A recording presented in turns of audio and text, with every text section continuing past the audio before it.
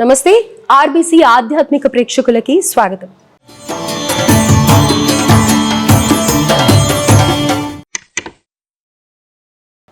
గర్భ సంస్కారం ఈ పదం వినే ఉండుంటారు. అయితే ఈరోజు మనం గర్భ సంస్కారంకి సంబంధించి ఒక సిరీస్ ప్లాన్ చేశాము.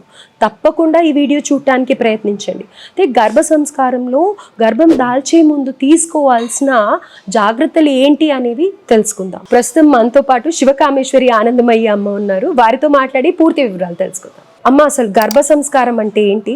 గర్భం వచ్చే ముందు దీనికి ఎందుకు ఇంత ప్రాముఖ్యత ఇస్తారు? తప్పకుండా తెలియజేస్తానమ్మా. యాదేవి సర్వభూతేషు మాతృరూపేణ సంస్థిత. నమస్తస్యై నమస్తస్యై నమస్తస్యై నమో నమః. గర్భ సంస్కారము ప్రతి స్త్రీమూర్తి మాతృత్వం కోసం తహతహలాడుతూ ఉంటుంది. తను తల్లి అయిన తర్వాత ఆ శిశువు యోగ్యమైన సంతానంగా ఉండాలని ప్రతి తల్లి భావిస్తూ ఉంటుంది. ఇదంతా కూడా ఎలా జరుగుతుంది, ఇది ఈ గర్భ సంస్కారం అనేది నిజమేనా అనే దాని గురించి మనం మాట్లాడుకుందాం. అసలు గర్భ సంస్కారం అంటే ఏంటి? గర్భ సంస్కారము అంటే మనందరికీ సహజంగానే సంస్కారం అనేది ఉంటుంది. చూడండి, వీళ్ళకి సంస్కారం లేకుండా మాట్లాడుతున్నారు, వీళ్ళు సంస్కారహీనుల్లా ఉన్నారు అని మనం చర్చించుకుంటూ ఉంటాం, అవునా? మరి బయట కనపడే సంస్కారము తల్లి యొక్క దివ్య గర్భానికి ఎందుకు కావాలి? ఒక జీవి యొక్క పుట్టుక ఎన్నిటి మీద ఆధారపడి ఉంటుంది అంటే 3 విషయాల మీద ఆధారపడి ఉంటుంది. 1, వారి పూర్వజన్మ కర్మ. 2, తల్లిదండ్రుల్లో ఉండేటటువంటి జెనెటిక్స్. అది మంచి లక్షణాలు అవ్వచ్చు, చెడు లక్షణాలు అవ్వచ్చు, ఏదైనా ఆ తల్లిదండ్రుల యొక్క ఆలోచనల యొక్క కలయిక, వాళ్ళ యొక్క దాన్ని ఏమంటారు, స్థితిగతుల్ని బట్టి ఉంటుంది. ఇక 3వది, తల్లి ఆ శిశువు గర్భంలో ఉన్నప్పుడు ఎలాంటి ఆలోచన చేస్తోంది, ఆ బిడ్డకి ఎట్లాంటి సంస్కారాన్ని అందిస్తుంది అనే దాని మీద ఆధారపడి ఉంటుంది. ఈ 3 మీద గర్భం లోపల 9 నెలలు ఒక పిండం శిశువు కింద మారు. అంటే ఇది గర్భం దాల్చాకే అవసరమా అంటే కాదు. గర్భం దాల్చక ముందు నుంచి అంటే ఇందులో స్త్రీ పాత్రే ముఖ్యం కాదు, పురుషుని పాత్ర కూడా ఉంటుంది. పురుషుడు ఎట్లా ఉండాలి, స్త్రీ ఎట్లా ఉండాలి, ఈ గర్భ సంస్కారంలో ఎట్లాంటి ఆహారం తీసుకోవాలి, ఇవన్నీ కూడా తెలియజేసేదే గర్భ సంస్కారము. అంటే శారీరక ఎదుగుదల, మానసిక ఎదుగుదల, ఆధ్యాత్మిక ఎదుగుదల, ఇందులో ఆత్మ, మనమంతా మన హిందూ ధర్మంలో ఏం చెప్పుకుంటాం, ఆత్మ సంస్కారము కూడా ఈ గర్భ సంస్కారంలో భాగము. అందుకే దీన్ని గర్భ సంస్కారము అని పిలుస్తారు. గర్భం వచ్చే ముందు ఇది ఎందుకు ప్రాధాన్యత సంతరించుకుంటుంది అంటే మన ఆహారం అలవాట్లు, మన జీవన శైలి, ఇవన్నీ కూడా ఒక గర్భం దాల్చడానికి అవసరమయ్యేటటువంటి ఒక సాధనాలు అనుకోండి. మన ఆహారమే మన మనసు, మన ఆహారమే మన బుద్ధి, మన ఆహారమే మన శరీరం. ఇలా తీసుకుంటే ఇవన్నీ కూడా గర్భ సంస్కారంలో భాగమవుతాయి. ఎందుకంటే శిశువులు అనేవాళ్ళు ప్రేమకి ప్రతీకలుగా ఉండాలి తల్లిదండ్రులకి. ఇలాంటి ప్రేమకి ప్రతిరూపాలుగా మనం బిడ్డల్ని ఎలా తీర్చిదిద్దుకోవాలి అని చెప్పేదే గర్భ సంస్కారము. అమ్మ, ఇప్పుడు మీరు అసలు గర్భ సంస్కారం అంటే ఏంటి అనేది చెప్పారు, కానీ అసలు ముందుగా ప్రిపరేషన్ అనుకుంటే గర్భధారణకు ఎంత ముందు నుంచి సన్నద్ధతగా ఉండాలి అని అంటారు? దీనికమ్మా వివాహం అయిన తర్వాత ఇప్పుడు పిల్లలందరూ చేసే పొరపాటు ఏంటంటే ప్లానింగ్. సంతానం అనేది మీ ప్రేమకి గుర్తుగా ఉండాలి. మీరు ఏం చేస్తున్నారు అంటే పుట్టిన తర్వాత వీళ్ళని ఎలా పోషించాలి, ఎలాంటి స్కూల్లో చదివించాలి, ఎంత ఖర్చు అవుతుంది, దీని మీదే మీ యొక్క ప్రణాళిక ఉంటుంది తప్ప ప్రేమ కనబడడం లేదు. అలాంటప్పుడు మీరు సన్నద్ధత అనేది ఎక్కడ జరుగుతుంది? మామూలుగా ఇప్పుడు వివాహాలు ఏమవుతున్నాయి, చాలా ఆలస్యం అవుతున్నాయి, అవునా? 12 నుంచి 14 సంవత్సరాల లోపు రజస్వలు అవుతూ ఉంటుంది. రజోదర్శనం అయిన తర్వాత ఎన్ని సంవత్సరాల గ్యాప్ ఉంటుంది వివాహానికి? దగ్గర 8 సంవత్సరాల గ్యాప్ ఉంటుంది. అంటే ఒక 21 సంవత్సరాలు కదా ఇప్పుడు మన గవర్నమెంట్ పెట్టినది. 21 సంవత్సరాలకు వివాహం ఎవరికి అవుతుంది? ఎవరికీ అవడం లేదు. అందరికీ కూడా 25, 26 సంవత్సరాలు దాటిన తర్వాతే వివాహం అవుతుంది. ఇట్లా అంత లేట్గా వివాహాలు చేసుకున్నప్పుడు మీరు ఇంకా యువత ఇంకా ప్లానింగ్ అని చెప్పి దాన్ని ఇంకో 3-4 ఏళ్ళు పోస్ట్పోన్ చేస్తూ ఉన్నారు. ఇక్కడ సన్నద్ధత దేనికి అనేది ముందు యువత ఆలోచించుకోవాలి కదా. దేనికి సన్నద్ధత అవుతున్నారు? ఫినాన్షియల్గా ఒక్కటే వాళ్ళు ప్రిపేర్ అవుతున్నారు తప్ప ఆరోగ్యవంతమైన సంతానం కోసము ఆలోచించడం లేదు. యోగ్యమైన సంతానం గురించి ఆలోచించాలి అంటే కనీస పక్షము 24 నుంచి 27 సంవత్సరాల లోపు సంతానోత్పత్తి జరగాలి, స్త్రీకైనా పురుషుడికైనా. స్త్రీకి ఇంకా అయితే 22 సంవత్సరాల నుంచి. ఎందుకంటే మా పిల్లలకి ఐక్యూ ఎక్కువండి అని చెప్తూ ఉంటారు చాలామంది. ఆ ఐక్యూ కావాలంటే నువ్వు గట్టిగా ఉండాలి కదా, మాతృమూర్తి గట్టిగా ఉండాలి. కేవలము స్త్రీదే ఉండదండి పాత్ర ఇందులో, తండ్రిది కూడా ఉంటుంది. తండ్రి కూడా సన్నద్ధత చూపాలి. అందుకే సంతానాన్ని ప్రేమగా కనండి, ప్లానింగ్తో కాదు. ప్రేమకి చిహ్నాలుగా సంతానోత్పత్తి జరగాలి. ఈ ప్లానింగ్ అనేది ముందు ఏం చెయ్యాలి, సరే మేము ఇలా అనుకున్నాము, సంతానం కావాలనుకుంటున్నాము, ఎలా చేయాలి? ముందు నుంచి యోగా, చక్కగా ఆహారపు అలవాట్లు మార్చుకోవడము, ఎక్కువ రజోభూయిష్టమైన ఆహారాన్ని తీసుకోకుండా చక్కగా సాత్వికమైన ఆహారాన్ని భుజిస్తూ, ఈ పిజ్జాలు, బర్గర్లు ఇలాంటివి తినకుండా శాస్త్రీయ పద్ధతుల్లో ఉండినటువంటి ఆహారాన్ని తీసుకుంటూ, ఇంకా ఏంటంటే చక్కగా ధ్యానం. ఎందుకంటే మనసు ప్రశాంతతనిస్తుంది. ఎప్పుడైతే మనసు ప్రశాంతంగా ఉంటుందో ఆలోచనని కంట్రోల్ చేసుకునే శక్తి వస్తుంది. ఇలాంటి చిన్న చిన్న మార్పులు చేసుకుంటూ చక్కటి సంతానోత్పత్తికి కారణం అవ్వచ్చు. రైట్. అంటే ఇప్పుడు ధ్యానం అని అన్నారు మీరు. మామూలుగా ఏంటంటే కనుక ఈ ఉండే లైఫ్ స్టైల్కి వర్క్ ప్రెషర్ ఎక్కువగా ఉంటుంది. మనం అనుకుంటాం ఫుడ్ బాగానే తీసుకుంటున్నాము, బాగానే నిద్రపోతున్నాం, లేస్తున్నాం, కానీ ఎందుకు కలగట్లేదు, గర్భం ఎందుకు రావట్లేదు అనుకునే వాళ్ళకి డెఫినెట్గా ఈ ధ్యానం అనేది కూడా ఉపయోగపడుతుంది. అంటే శారీరక శ్రమ కూడా అవసరం కదమ్మా. ఇప్పుడు అందరూ ఒకే చోట కూర్చునే ఉద్యోగాలు చేస్తున్నారు, వాళ్ళ డ్యూటీ అది, ఏం చేయలేము. ఇప్పుడు వాళ్ళు పరిగెట్టే డ్యూటీ కాదు, కనీసం ఎక్కువసేపు కూర్చోకుండా ఎంతో కొంత శారీరక వ్యాయామం అవసరము. అలాగే అమ్మాయిలు హార్మోనల్ ఇన్బ్యాలెన్స్ అది కొంత శారీరక శ్రమతో తగ్గిపోతుందండి. వర్క్ ప్రెజర్ అవ్వచ్చు, ఏదైనా అవ్వచ్చు. ఈ రెండు ఇందాక చెప్పాను కదా, వ్యాయామము, ధ్యానము, ఈ రెండిటి వల్ల కూడా హార్మోనల్ ఇన్బ్యాలెన్స్ అనేది తగ్గిపోయి ఋతుక్రమం అనేది సజావుగా సాగింది అంటే సంతానోత్పత్తికి మంచి ప్లాట్ఫామ్ క్రియేట్ అయినట్టే. అయితే ఇప్పుడు ఈ పీసీఓడిలోనే ఇప్పుడు మీరు అంటూ ఉన్నారు కదా ఋతుక్రమం గురించి మాట్లాడినప్పుడు, చాలా మందికి బిఫోర్ మ్యారేజ్ కానీ లేకపోతే టీన్స్లోనే స్టార్ట్ అయిపోతూ ఉంటుంది ఈ ఋతుక్రమం ఇబ్బందులన్నీ కూడా. అసలు ఋతుశుద్ధి అంటే ఏంటమ్మా? గర్భం దాల్చడానికి ముందు ఋతుశుద్ధి అనేది చేసుకోవాలా, ఎందుకు, ఏంటి? ఋతుశుద్ధి అంటే ఇప్పుడే చెప్పానమ్మా, ఋతుక్రమం అంటే ఇంగ్లీష్లో చెప్తే బాగా అర్థమవుతుంది. హార్మోనల్ ఇన్బ్యాలెన్స్, పీసీఓడి, పీసీఓఎస్, ఇవన్నీ కూడా ఋతుక్రమాన్ని ఆపేటటువంటి చిన్న సమస్యలు. ఈ సమస్యలు వ్యాయామం ద్వారా చక్కబడతాయి, ఆహారపు అలవాట్లు మార్చుకోవడం ద్వారా చక్కబడతాయి. ముఖ్య సమస్య ఒబెసిటీ, సన్నగా ఉన్నా కూడా బరువు ఎక్కువ ఉండడం, దీనివల్ల కూడా సంతానోత్పత్తి జరగకపోవడం అనే సమస్య కూడా ఉంటుంది. చక్కగా ఒబెసిటీ తగ్గించుకోవడము, ఆహారపు అలవాట్లు మార్చుకోవడము, ధ్యానము, ఇట్లాంటి వాటి వల్ల చక్కటి మందులు తీసుకుని వ్యాయామం చేస్తూ ఆహారపు అలవాట్లు మార్చుకుంటూ ఉంటే ఋతుశుద్ధి జరుగుతుంది. ఎందుకంటే ప్రతి నెల వచ్చేటటువంటి ఋతుక్రమం, దాన్ని ఏమంటారు, ఋతుక్రమం క్రమంగా వస్తుంది. ఎప్పుడైతే ఒక నెల వచ్చి ఒక నెల రాదో ఆ ఋతు సమస్యలు వస్తూ ఉంటాయి. ఆధ్యాత్మికంగా తీసుకుంటూ ఉంటే ఈ సంతానోత్పత్తికి అడ్డమయ్యేటటువంటిది ముఖ్యంగా నాగదోషాలు. ఈ నాగదోష నివారణ చేసుకుంటూ ఉంటే కూడా ఈ సంతానోత్పత్తి తొందరగా జరిగే అవకాశం ఉంటుంది. ఈ సంతానోత్పత్తి కావాలంటే మీరు అన్నట్టు ఈ ఋతుక్రమాలు ఎలా సరి చేసుకోవాలి అంటే ఓన్లీ దానికి శారీరక శ్రమ, ధ్యానము. ఒక మంచి గురువుని ఎంచుకోండి, చక్కగా ధ్యానం నేర్చుకోండి.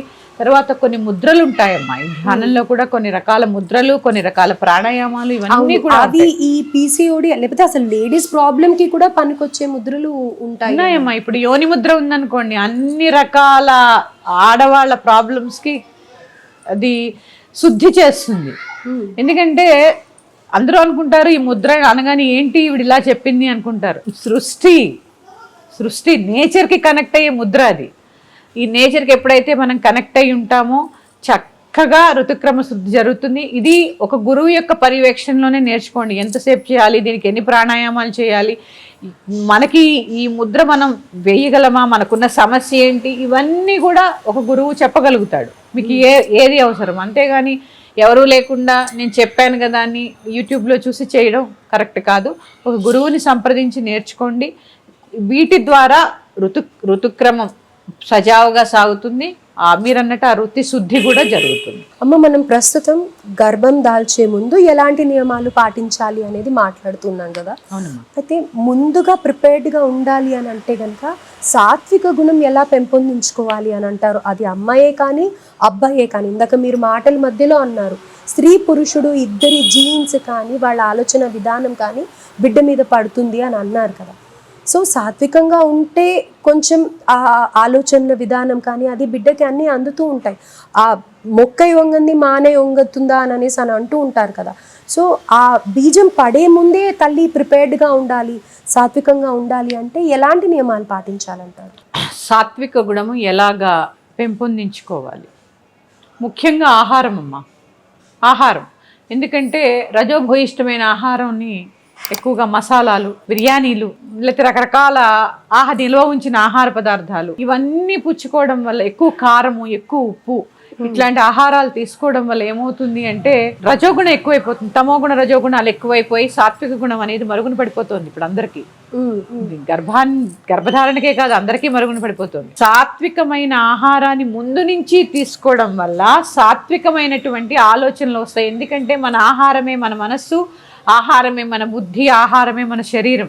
ఆహారంలో మనం తిన్న ఆహారంలో, పచనమైన ఆహారంలో కొంత భాగం రక్తం కింద, కొంత భాగం ఆలోచన కింద, కొంత భాగం మన శరీరం ఏర్పాటుకి ఇట్లాగా తోడ్పడుతుంది కదా. అందుకని సాత్వికమైనటువంటి ఆహారాన్ని తీసుకుంటూ దైవారాధన చాలా ముఖ్యమైనది. ముందు నుంచి కూడా దైవారాధన చేయడం అనేది చాలా ముఖ్యం. ఎందుకంటే అమ్మ, గర్భంలో పడే శిశువుని తల్లిదండ్రులు ఎంచుకోరు, శిశువే ఎంచుకుంటాడు. ఇది చాలా మందికి తెలియని విషయం. ఎందుకంటే తన పూర్వజన్మ కర్మలన్నీ బట్టి ఆ యొక్క కర్మలకి తను ఉన్న చేసిన కర్మలకి ఆ ఆత్మ తను వచ్చే జన్మలో ఎలాంటి వ్యవస్థ కావాలి అని తను నిర్ణయించుకునే తల్లి గర్భంలోకి వస్తుంది. తల్లిదండ్రుల్ని కూడా తనే నిర్ణయించుకుంటుంది. అందుకని ఎప్పుడైతే ఈ దైవ ప్రార్థన, అలాగే సాత్వికమైన భోజనము, చక్కగా కోపతాపాలు లేకుండా ఉండడము, భార్యాభర్తలు ఇద్దరూ కూడా ప్రేమని పెంపొందించుకోవడం చాలా అవసరం అమ్మ. సాత్విక గుణంలో భాగం ఎప్పుడు కసుబుసులు ఆడుకుంటూ ఉండుకోకుండా ఒకరినొకరు అర్థం చేసుకోవడం అనేది చాలా ముఖ్యం. ఇది కూడా సాత్విక గుణంలో ఒక భాగం. ఎందుకంటే లేచిన దగ్గర నుంచి తుంసుంఠా అంటే తుంసుంఠా అనుకోకుండా సాత్వికమైన గుణాన్ని, ప్రేమ గుణాన్ని, ఆ ప్రేమతత్వాన్ని అలవాటు చేసుకుంటూ, ఎందుకంటే వచ్చే బిడ్డలకి అదే కదా అందించాలి.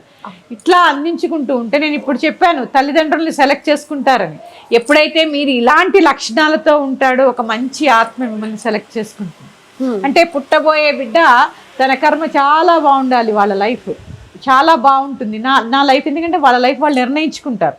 అప్పుడు మిమ్మల్ని వాళ్ళు సెలెక్ట్ చేసుకుంటారు. అందుకని ముందు నుంచి కూడా దైవ ప్రార్థన, సాత్వికమైన, ఎప్పుడైతే సంతానాన్ని కావాలనుకుంటున్నారో యోగా, ధ్యానం, ప్రతిరోజు నిత్య పూజ, సాత్వికమైన భోజనము, అలాగే ఋతుధర్మం పాటించినప్పుడు చక్కగా కూర్చోవడము, ఆ 3 రోజులు చక్కగా ఒక వ్యవస్థ ఏర్పాటు చేసుకుని కూర్చోవడము.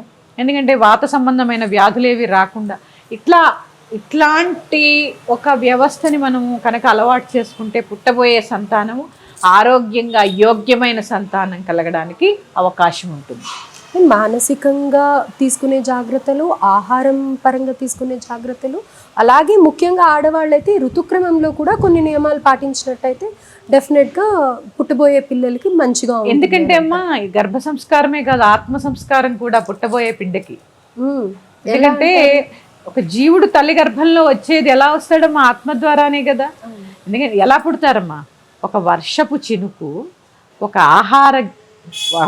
ఆహారంలో పడి, విత్తనంలో ధాన్యం అనుకోండి, ఆ ధాన్యంలో పడి తండ్రి తినే ఆహారంలోకి ఆ ధాన్యం వచ్చి తను తిని అది నీటి ద్వారానో దేని ద్వారానో లోపలికి వెళ్ళి మళ్ళీ తల్లి గర్భంలోకి ప్రవేశించాలి అంటే, ఇప్పుడు చెప్పండి, తల్లిదండ్రులు ఎంచుకున్నారా, జీవుడు ఎంచుకున్నాడా తల్లిదండ్రుల్ని? అంటే ఆ ధాన్యమే ఇక్కడికి ఎందుకు రావాలి? ఆ జీవి ఉన్న ఆహారం వీళ్ళకే ఎందుకు రావాలి? వీళ్ళు ఎందుకు భుజించాలి? ఎందుకు అంటే ఇదంతా కూడా ఏంటి అంటే ఒక పెద్ద మిస్టరీ అమ్మా. మనిషి పుట్టుక ఎలా పుడుతున్నారు? ఎందుకంటే ఇప్పుడు మనం మనుషులం కదా. ఇప్పుడు నువ్వు మనిషే, నేను మనిషే, మన ఇద్దరం ఒకలా ఉన్నామా? మీకు నాకు ఉన్న ముక్కు, కళ్ళు, చెవులు, నోరు, మరి ఎందుకు ఒకేలా లేవు? ఇక్కడ ఒప్పుకోవాలి కదండి భగవంతుడు ఉన్నాడని. అంటే ప్రతి జీవి పుట్టుకకి భగవంతుడికి సంబంధం ఉన్నట్టా లేనట్టా? డెఫినెట్. అందుకని ఇలాంటి చక్కగా ముందు ఆ సాత్విక గుణం అలవాటు అవ్వాలంటే రోజు నిత్య పూజ ఏమవుతుంది, ప్రశాంతతమైన మనస్సుని ఇస్తుంది. ఇలాంటివి చేసినప్పుడు ఎందుకు యోగ్యమైన సంతానం కలగరు? అన్ని జెనెటిక్స్తోనే రావు. అవును, జన్యుపరమైనవి కొన్నే వస్తాయి, జన్యుపరం కానివి చాలా వస్తాయి. అవి ముందు ముందు చెప్పుకుందాం. ఎలాగా చక్కటి సంతానం కలగాలో, ఏమేం చేయాలో ముందు ముందు తెలియజేసుకునే ప్రయత్నం చేద్దాం. అయితే అమ్మ, ఇప్పుడు మీరు నిత్యం కూడా పూజ చేస్తున్నట్టయితే కనుక బాగుంటుందని అన్నారు కదా. అయితే పర్టికులర్గా పూజ విషయానికి వస్తే కనుక కొంతమందికి కుదురుతుంది, కొంతమందికి ఆచార వ్యవహారాలు తెలుస్తాయి, తెలియవు. ఏ కారణమైనా సరే ఒక మంత్రం చదువుకున్నట్టయితే కూడా అంతే ఫలితం వస్తుంది అని అంటారు కదా. సో గర్భధారణకి ముందు ఏవైనా మంత్రాలు ఉన్నాయా చెప్పుకోదగ్గవి? ఉన్నాయమ్మా. ఇది మీరన్నట్టు అనుష్ఠానం కుదరకపోవచ్చు, కానీ పూజ కుదరకపోవడం ఎందుకు? కుదరని ఇల్లు ఉండకూడదు. ఎందుకంటే దీపారాధన ఎవరి జీవితంలో అయినా భాగం కావాలి కదా. దీపారాధన లేని ఇంట భోజనం చేయకూడదు. ఎప్పుడు దీపారాధన చేయరు? ఆ ఇంటి నుంచి ఎవరైనా మృతాశౌచం పాటిస్తూ ఉంటే ఆ ఇంట్లో దీపారాధన లేదు. ఇప్పుడు గుర్తుపెట్టుకోండి అమ్మ అందరూ, ఆ ఇంట్లో దీపారాధన జరగలేదు అంటే ఆ ఇంటి నుంచి ఒక జీవి వెళ్ళిపోయాడని అర్థం. అందుకని దీపారాధన లేని ఇంటిలో భోజనము కూడదు. ఇది గుర్తుపెట్టుకోండి. ఇది అలవాటు చేసుకోండి, మీ పిల్లలకి అలవాటు అవుతుంది. ఇట్లా చూసుకుంటే దీపారాధన కుదరకపోవడం అనేది ఏమి ఉండదు. చక్కటి సంతానం కలగడానికి సుబ్రహ్మణ్యేశ్వర స్వామి అనుగ్రహం చాలా అవసరం. చక్కగా నవనాగ స్తోత్రము, 9 రకాల నాగులు మనకి. ఈ నాగులు ఏమేంటి అనేది ఆ నవనాగ స్తోత్రంలో ఉంటుంది. చక్కగా రోజు చదువుకోండి. అలాగే లింగాష్టకం, సుబ్రహ్మణ్య కరావలంబ స్తోత్రం, ఇవన్నీ కూడా ఏమవుతాయంటమ్మా ఆ యొక్క, ఎందుకంటే స్తోత్రాలంటే ఆ వైబ్రేషన్ కొంత మార్పు వస్తుంది, ఆలోచనలో మార్పు, సానుకూలత, శరీరంలో సానుకూలత, ఇవన్నీ కూడా కొన్ని. అంటే సంతానం కావాలంటే సుబ్రహ్మణ్యేశ్వర కటాక్షం చాలా అవసరం. అది ఏంటమ్మా లింక్? అసలు మొత్తానికి చూసుకున్నట్టయితే అసలు గర్భం దాల్చట్లేదు, గర్భానికి సంబంధించి ఇలా ఇబ్బందులు కలుగుతున్నాయి, మీద మీద వచ్చి పోతుంది బిడ్డ కడుపులోనే అని అనేసి అనుకున్నప్పుడు నాగులకి కానీ లేకపోతే సుబ్రహ్మణ్య స్వామికి కానీ పూజించమని, లేకపోతే దానికి సంబంధించిన దోష నివారణలు కానీ, కాలసర్ప దోషం ఉన్నా కానీ ఇలాంటి ఇబ్బందులు కలుగుతూ ఉంటాయి అని చెప్పేసి అంటూ ఉంటారు కదా. అసలు మొత్తానికి ఉండే సంబంధం ఏంటి ఇక్కడ? చూడండి, ఎప్పుడైనా శుక్రకణములు పరిశీలన చేశారా మీరు? మనం చూస్తూనే ఉంటాం, ఇప్పుడు ఎవరికి తెలియనిది ఏం లేదు కదా. చూడండి, చిన్న తలకాయ అండి తోకలా ఉంటుంది, అంటే పాము ఎలా ఉంటుందో అలాగే ఉంటాయి అవి. ఇట్లా ఇలా ఇలా చాలా చిన్నగా ఉంటాయి. అది ఇక్కడే అర్థమైపోలే. దాన్ని రూల్ చేస్తుంది ఎవరు? సుబ్రహ్మణ్యేశ్వర స్వామి. అంటే పైగా స్వాధిష్టాన చక్రం దగ్గర మూలాధారానికి పైన మనకి గర్భం, స్త్రీకి గర్భసంచి ఉంటుందంటారు. ఈ స్వాధిష్టాన చక్రం దగ్గర, అంటే మూలాధార చక్రంలో పాము రూపంలోనే కుండలిని ఉంది. ఎన్ని చుట్లలా చుట్టుకుని చుట్టుకుని చుట్టుకుని పడుకుని ఉంది. ఇది ఎక్కడ చూడండి, మూలాధార చక్రం నుంచి స్వాధిష్టానం దాకా ఉంటుంది. అదంతా కూడా ఏంటి? సృష్టిస్థానం. మరి సుబ్రహ్మణ్యేశ్వరుడు ఏంటి? దానికి అధిపతి. అందుకే సుబ్రహ్మణ్య ఆరాధన చాలా అవసరం. అందుకే సంతానం కావాలి అంటే ప్రత్యేకించి సుబ్రహ్మణ్య ఆరాధన అందుకే చెయ్యాలి. రైట్. అయితే ఇక్కడ ఒక సందేహం ఏముంటుందంటే, సుబ్రహ్మణ్య స్వామి నాగులు ఒకటే అనుకుంటూ ఉంటారు, నిజమేనా? అది కాదమ్మా. అంటే ఇది అంటే వేరే కథలోకి వెళ్ళిపోతాం, కానీ క్లుప్తంగా ఏంటంటే, ఒక సందర్భంలో కుమారస్వామి నాగు, దాని ఏమంటారు, పాములాగా అవతారం దాల్చాల్సి వచ్చింది. ఆ వచ్చినప్పుడు ఆ పని పూర్తయిపోయిన తర్వాత స్వామి మళ్ళీ నిజ రూపంలో వచ్చిన తర్వాత నాగులన్నీ కూడా ఆయన్ని ఒక కోరిక కోరాయట, మా జాతికి నువ్వు రాజువు కావాలి అని చెప్పి. ఆయన అలా చెప్పడం జరిగింది. ఆయన చెప్పినట్టుగానే సుబ్రహ్మణ్య ఆరాధన, ఆయన రాజు అయ్యారు నాగలోకాన్ని, అంటే నాగులందరికీ కూడా దేవుడు అయ్యారు కాబట్టి ఆయన ఆరాధన జరుగుతూ ఉంటుంది. ఎప్పుడైతే సుబ్రహ్మణ్యేశ్వర ఆరాధన చేస్తూ ఉంటామో ఈ నాగులన్నీ కూడా మనకి వరాల్ని ప్రసాదిస్తూ ఉంటాయి. అయితే ఈ గర్భ సమస్యలే కానీ లేకపోతే వివాహ సమస్యలే కానీ ఉన్నప్పుడు సుబ్రహ్మణ్య స్వామిని ఆరాధిస్తే సరిపోతుందంట? అంటే లేదమ్మా, వివాహానికి, సంతానం గురించి పక్కకు పెడితే వివాహానికి మాత్రం సుబ్రహ్మణ్య ఆరాధన, అంటే కుజదో చాలా ఉంటాయి, చాలా రకాల దోషాలు ఉంటాయి, అవన్నీ ఒకసారి చూపించుకోవాలి. మనం మాట్లాడుకుంటుంది ప్రత్యేకంగా సంతానం గురించి కాబట్టి చెప్పడం జరిగింది. రైట్. అమ్మ, గర్భధారణలో ఆడవాళ్ళకైతే ఎంత ప్రాముఖ్యత, తల్లి ఆ 9 నెలలు ఎలా అయితే జాగ్రత్తగా ఉంటుందో, గర్భధారణకి ముందు పురుషుడి ఆరోగ్యానికి ప్రాధాన్యత ఇస్తూ ఉంటారు. ఎందుకు? ఎలాంటి జాగ్రత్తలు తీసుకోవాలి?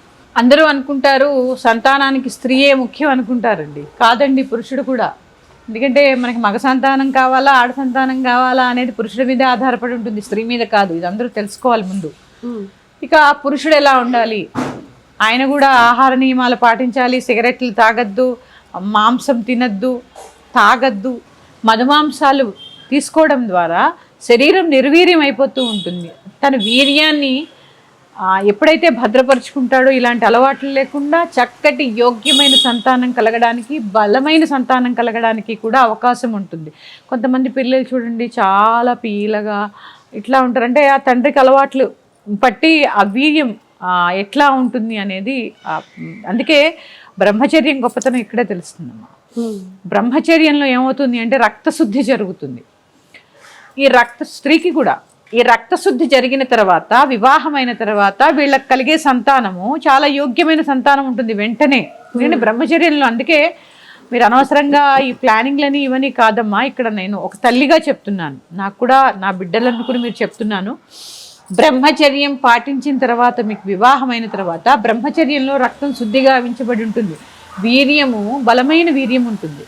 అలాంటప్పుడు పుట్టే సంతానము చక్కటి సంతానం కలుగుతుంది. అందుకని పెళ్ళికి ముందు, సంతానానికి కనే ముందు కూడా ఇలాంటి ఓన్లీ సంతానానికి కావాలనుకున్నప్పుడే కాదమ్మా, ఎప్పుడైతే మీరు వివాహానికి సన్నద్ధమవుతున్నారో ఒక ముందు 3 నెలలు అంటారు, కానీ నేను చెప్పేది ఇప్పుడు వాతావరణాన్ని బట్టి కనీసం 1 సంవత్సరం పాటు ఇలాంటి అలవాట్లు ఏమీ లేకుండా పూర్తి బ్రహ్మచర్యంలో ఉంటూ చక్కటి సంతానానికి పునాది వేసుకోండి.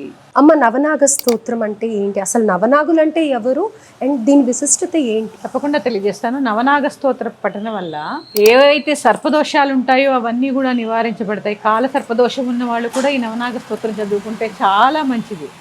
సంతానం, ఆరోగ్యం, విజయం, సంపద ఇవన్నీ కలుగుతాయి ఈ నవనాగ స్తోత్రం. ప్రతి ఒక్కళ్ళు చదువుకో. సంతానం కోరేవారే కాదమ్మా, మీకు విజయం కావాలన్నా ఈ నవనాగ స్తోత్రం. ఎందుకంటే పాతాళ లోకాన్ని పాలించేవాడు నాగరాజు, అవునా కదా? ఆయన మీదే ఉన్నాం మనం.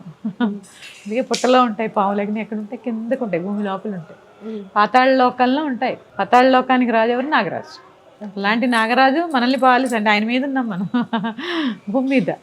అంటే ఇక్కడ ఏంటి అంటే నాగదోషం అంటే కేవలం వివాహము సంతానమే అనుకుంటారు, కాదమ్మా.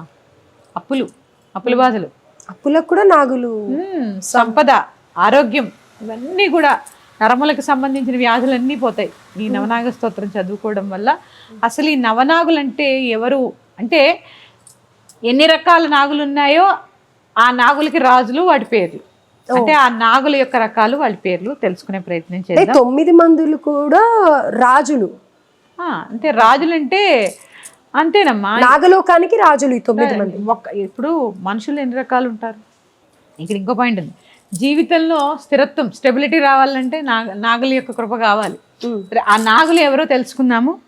అనంత, వాసుకి, శేష, పద్మనాభ, కంబల, శంఖపాల, ధృతరాష్ట్ర, తక్షక, కాళీయ.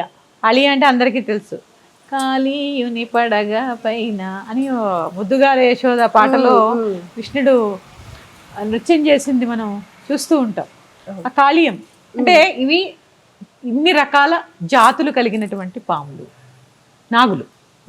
నాగులు ఇవి స్మరించుకోవడం వల్ల సకల దోష నివారణము, జీవితంలో స్థిరత్వము, శాంతి, సంపద, విజయము కూడా లభిస్తాయి. అలాగే చెప్పాను కదా, యోగ్యమైన సంతానము మనకి లభిస్తుంది. మరి గర్భం దాల్చే ముందు అని చెప్పి ఇందాక మాట్లాడాం కదా, గర్భంతో ఉన్నప్పుడు కానీ లేకపోతే గర్భం దాల్చే ముందు కానీ పాముల గురించి ఆలోచించొద్దు, పాముల్ని చూడొద్దు ఇలా అంటూ ఉంటారు కదమ్మా. మరి దానికి దీనికి ఏమైనా సంబంధం ఉందా? అంటే సహజంగానే పాముల్ని చూడొద్దని మనం అనుకుంటే ఎలా అనుకుంటుందమ్మా? పాములు కూడా అనుకుంటాయంట, నరుడు కంట నేను పడద్దు, నాకంట నరుడు పడద్దు అనుకుంటూ ఉంటాయట. వాటి జోలికి మనం వెళితేనే కదా. అసలు ఇప్పుడు పాములు ఎక్కడ కనిపిస్తున్నాయమ్మా? ఈ అరణ్యంలో, ఈ కాంక్రీట్ అడవిలో పాములు ఎక్కడ కనిపిస్తున్నాయి? వాటిని కూడా ఉండనిస్తున్నామా మనం? పాములు కనపడే అంత ఏం లేదు. కళలో ఏదైనా పాములు వస్తే మనల్ని కళ్ళ శాస్త్రంలోకి వెళుతుంది, అదంతా వేరే విషయం. ఏమి కల్లోకి రావు, ఇల్లోకి రావు. చక్కగా ఈ నవనాగ స్తోత్రం చదువుకోండి. మీరు అన్నారు కదా ఇల్లోకి రావడం అంటే కనపడ్డాం, కల్లో రావడం అంటే కల్లో రావడం, ఇల్లో రావడం అంటే కనపడడం. కల్లోకి రావు, ఇల్లోకి రావు. నవనాగ స్తోత్రం చదువుకోండి, చక్కటి ఫలితాన్ని పొందండి. గర్భ సంస్కారము అంటే ఇది ఇంకా చాలా విషయాలు ఈ యొక్క ఎపిసోడ్స్లో మనం చర్చించుకోబోతున్నాము. అందరూ విని దీన్ని పాటించాలని కోరుకుంటున్నాము. ఈ గర్భ సంస్కారంలో ఆధ్యాత్మికత అనేది చాలా ముఖ్యమైనటువంటి అంశము. దాని గురించి పూర్తిగా తెలియజేసే ప్రయత్నం చేస్తాను. శ్రీమాత్రే నమః. స్వస్తి.